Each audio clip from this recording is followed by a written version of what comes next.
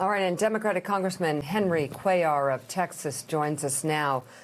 Sir, thank you very much for being with us. And I know you've been sharing video of what's been going on inside some of the facilities where the press cannot get access. Why do you think that is? Well, first of all, I think it's important that the public know what's happening. I did this in 2014. I do it again because people need to know how the kids are being treated. No fault of the Border Patrol because they're not designed to do that. That's Health and Human Services. That's other places later on. But I think they should allow the media in. I think they released some videos, CBP did. I think the next step is they probably will let y'all in sometime in the future. I hope so. Congressman, what is the cause of the latest crisis, the latest surge? And more importantly, what's the solution now? What do you want to see done to alleviate the suffering on the border?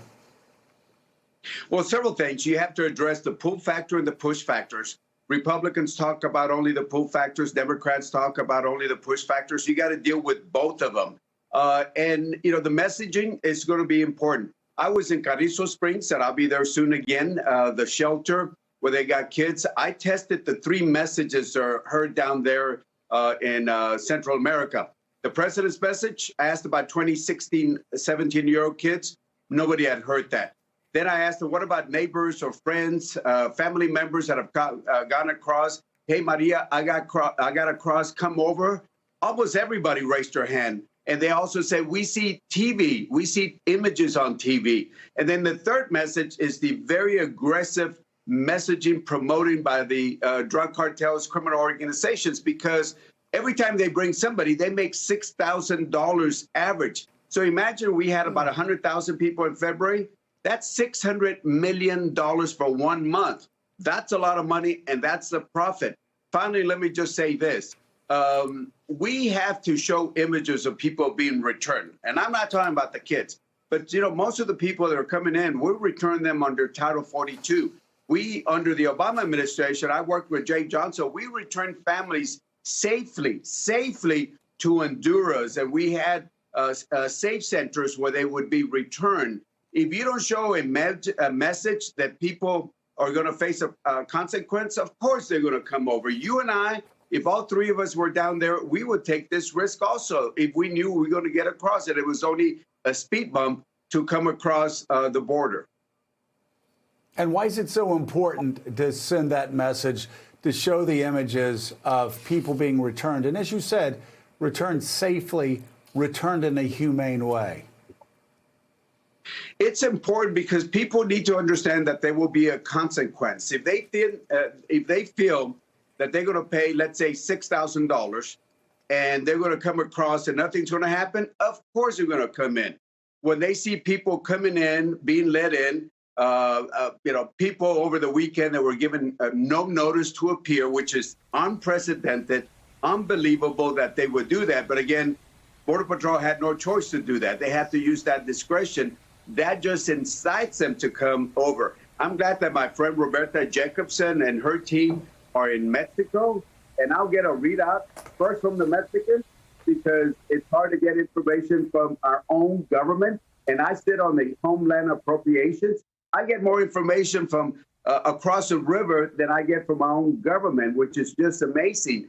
I'm glad they're going to do that because if we don't play defense, using football as an example, if we play defense on the 1-yard line, we're going to keep losing. We're seeing this right now. If we play defense on their 20-yard line, work with Mexico, Guatemala, and Central America to work with them to keep people from coming over here, we are going to stem this stem of people that are coming over here.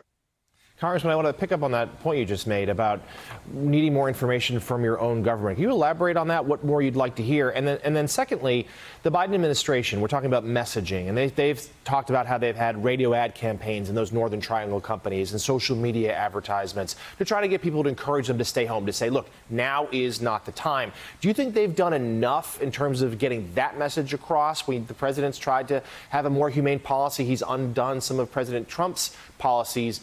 But is it clear, do you think, in your assessment, are they clear in saying, hey, wait, don't come now?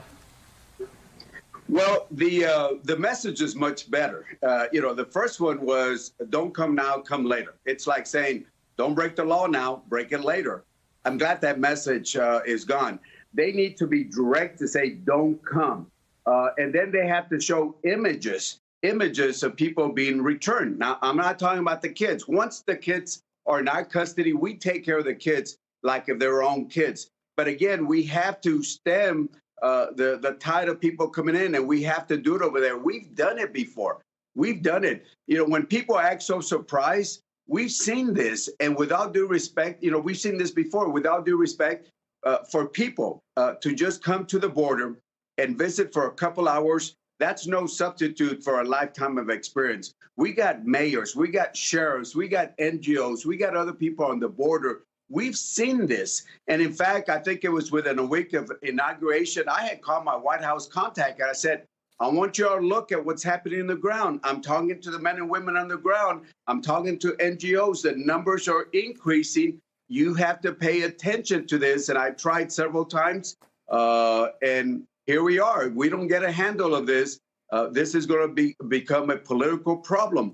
I'm a Democrat. I support Biden. But this will become a political problem, as we can see our Republican colleagues already turning this into a political weapon.